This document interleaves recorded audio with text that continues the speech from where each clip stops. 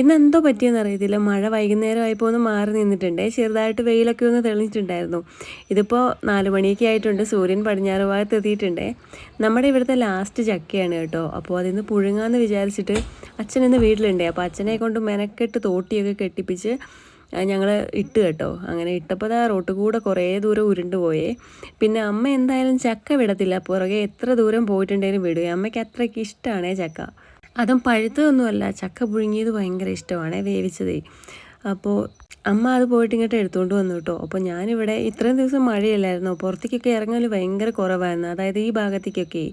അപ്പോൾ എന്തായി കോവീസിൻ്റെ ഇലയുടെ തൈകളൊക്കെ ചെറുതായിട്ട് മുളച്ച് വന്നതൊക്കെ ഞാനിങ്ങനെ നോക്കുമായിരുന്നു കേട്ടോ. അതുപോലെ ഇഞ്ചി തൈകളും പിന്നെ ഡാലിയയുടെ എന്ന കാര്യം പറയണ്ട, ആകെപ്പാടെ തല്ലി അലച്ച് പോയിട്ടുണ്ടായിരുന്നേ. അങ്ങനെ ആ ചക്ക എടുത്തുകൊണ്ട് വന്നിട്ട് അമ്മ കൊത്തുവാണ് കേട്ടോ. എന്തായാലും എന്തായി എന്ന് നോക്കാൻ വേണ്ടിയിട്ടേ.